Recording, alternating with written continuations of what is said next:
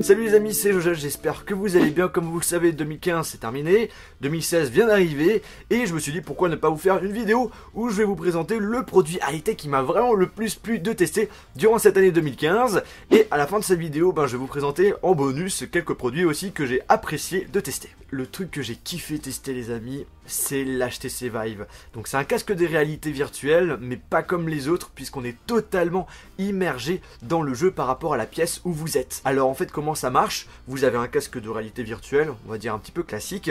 On a un casque pour écouter, pour avoir le son. Tout ça est branché au PC. Après je sais pas si HTC Vive va marcher pour d'autres consoles. Pour l'instant, par rapport à ce que j'ai pu voir, ça ne marcherait que sur PC. Et après on a deux manettes qui sont sans fil et qui sont vos mains dans le jeu. Et vous allez pouvoir interagir dans le jeu grâce à ces manettes. Vous avez des capteurs qui sont dans la pièce, et grâce à ces capteurs-là, vous pouvez vous déplacer dans votre pièce et vous déplacer donc dans le jeu. Et à ce moment-là, franchement, on est vraiment en immersion totale, c'est un truc de dingue. Alors moi j'avais la possibilité de tester plusieurs jeux. Alors j'avais un jeu de cow-boy où il fallait tuer des zombies avec des armes. Donc on prenait les armes avec les manettes, puis après on tirait, on visait, et on pouvait utiliser les deux manettes sans aucun problème, une arme dans chaque main, et puis voilà, et on tire. Et ça marche super bien, j'ai eu aucun effet de latence, c'était la qualité était juste waouh. Ensuite j'étais dans un autre jeu où j'étais au fond de l'eau sur un bateau qui avait donc coulé, et je pouvais interagir avec les poissons, la baleine qui se promenait, et je pouvais aussi me déplacer dans le bateau. Après il y avait un autre jeu où j'étais dans un bureau, j'avais un ordinateur, un clavier, une imprimante, une poubelle, une tasse de café. Je pouvais mettre du café dans la tasse, faire couler le café, balancer la tasse, et franchement ça marche super bien, c'est super bien fait.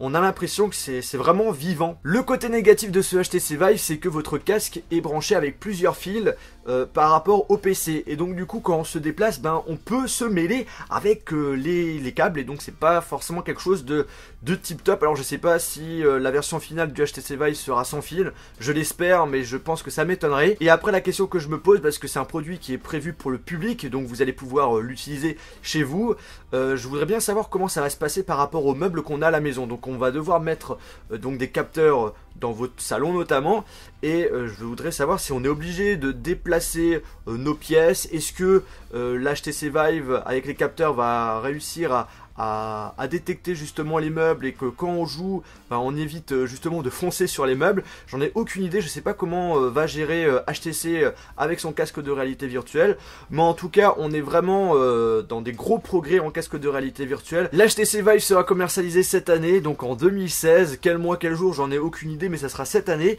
au prix de 1000 €. C'est ce que HTC m'avait indiqué, peut-être que ça va augmenter, peut-être que ça va baisser, aucune idée à ce niveau là.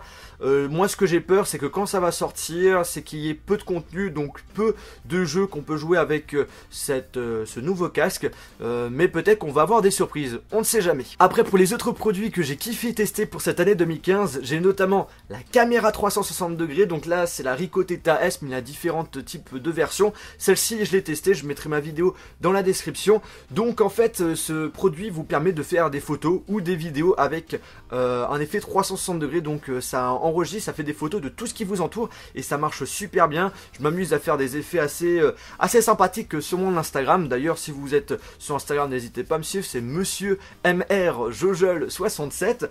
Après, qu'est-ce que j'ai apprécié tester? Il y a notamment ce petit drone, le BB-8, le BB-8 dans le Star Wars 7, qui remplace, on va dire dans le film, le R2-D2. Donc c'est un produit qui est fait par Sphero, et en fait la spécificité de ce machin, c'est que vous pouvez le contrôler avec un smartphone, et en fait cet effet rond, vous pouvez le piloter, il peut aller à droite, il peut aller à gauche, et moi je trouve ça plutôt impressionnant comme petit gadget. Et je finis cette vidéo les amis en vous parlant d'une innovation que je trouve assez sympathique et qu'on retrouve sur les derniers smartphones de chez Microsoft. C'est la fonctionnalité où en branchant ce smartphone avec un petit dock, on a la possibilité d'avoir sur un écran une interface PC. On transforme son smartphone en PC, et je trouve ça assez innovant, et je trouve que Microsoft pour cette année 2015, ils ont quand même fini en beauté, puisque c'est selon moi la seule marque de smartphone qui ont réussi à trouver quelque chose d'assez innovant à proposer sur leur smartphone. Depuis quelques années, je trouve qu'on a toujours les mêmes trucs sur les téléphones, que ce soit sur Android ou encore sur iOS.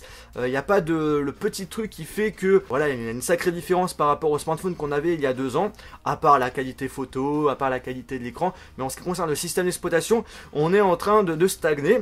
Et là, Microsoft commence à proposer quelque chose d'assez intéressant, et j'espère de tout cœur qu'on arrivera à avoir ça sur les prochains smartphones, que ce soit sur Android ou encore sur les iPhones. Imaginez, avec l'iPhone, on branche son iPhone sur un petit dock, et là avec l'écran on va avoir une interface macOS, ça serait juste super. Et vous les amis, quel est votre produit high-tech favori de l'année 2015? N'hésitez pas à partager son nom via les commentaires de cette vidéo. J'espère que cette vidéo vous a plu, si c'est le cas n'oubliez pas de mettre un pouce bleu, et sur ce on se retrouve dans une prochaine vidéo.